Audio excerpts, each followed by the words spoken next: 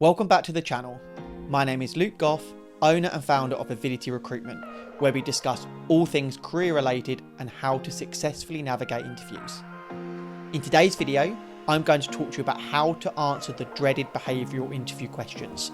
So let's get into it. A behavioural interview is a question that starts off with, tell me about a time when. Example of these questions could be, tell me about a time that you had a conflict within your team. Or tell me about a time that you had to deliver a piece of work under strict timescales. Now, it's important to know that these interviews sometimes are conducted by HR, human resources, or by the hiring manager, or both. So either way, the method to answering them stays the same. So why do interviewers ask you these questions? Now, they're asking this to find out about what you have done in the past, in previous roles, and how you have handled certain scenarios. It gives the interviewer the chance to find out how you think and how you would deal with certain scenarios. So rather than asking you, how do you deal with stress, or what are you like with confrontation, they're asking you a specific question that requires you to give examples of how you have dealt with these. That brings us to, how do I answer these questions successfully?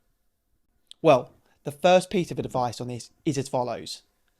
I want you to make sure you have any career highlights or memorable achievements written down. I want you to go into your interview with examples that you can give to as many different types of behavioural questions as possible. The more prepared you are, the easier the interview will be and the better answers you will give. You want to avoid the deer in headlights look when asked a question that you don't know how to answer and panic sets in. Once you have thought about career highlights and memorable achievements, I want you to think about other examples you can give.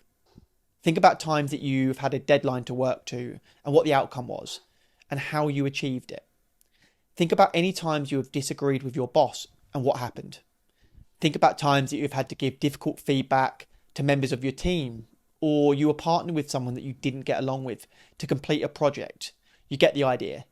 Trust me, take the time to do this and you will feel a lot more prepared and come across so much more confidently when faced with these types of questions. So next we're going to talk about the STAR method. This is a well-known method to follow when answering behavioural questions. But what is it? STAR stands for situation, task, action, and result. And it's a technique that you can use to not only strengthen your answers, but create a narrative and structure as well.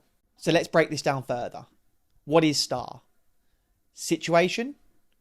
What was the situation or problem that you faced? Task. What was the task that had to be done? Action. What action did you take? And result. What was the result from your actions? This is what happened.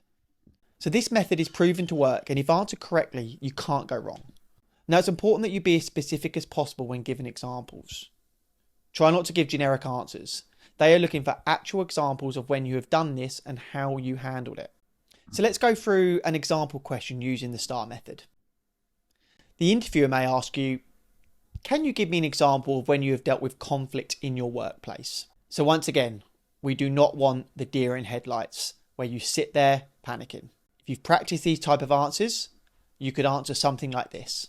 Yes, in my previous role, there was a particular member of our small knit team who was always causing problems and always causing negative vibes. They were constantly complaining about the company and their boss and was trying to spread this feeling to others. This continuously brought the mood down and it was starting to rub off on other team members.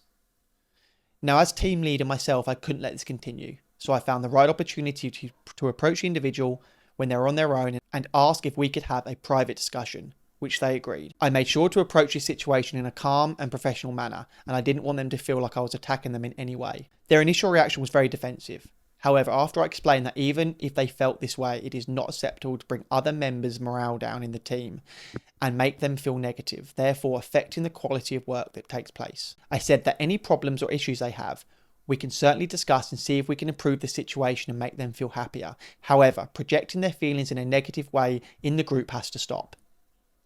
In the end, the individual apologised for this and realised it was unacceptable behaviour and promised to change their attitude and that it wouldn't happen again. So, situation was a negative individual in the team. Task, I had to ask for a private discussion and talk through what needed to be done and how to rectify the situation. Action, we talked through how their attitude was affecting the team and how it was unacceptable.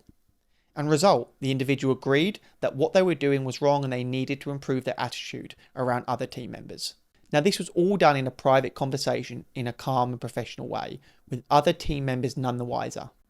So this was just one example of a behavioural question and how to answer it using the STAR method. But to recap, think of examples like this that have happened to you. Write them down so they are clear in your mind and practice how you would answer certain behavioural questions using the STAR method.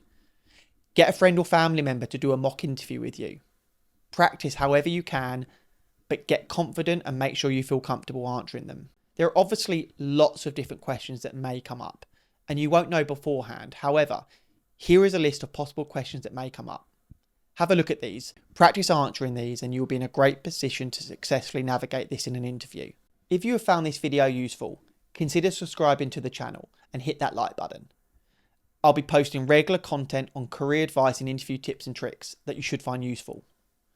I'll link some of my other videos on interview tips and preparation in the description below.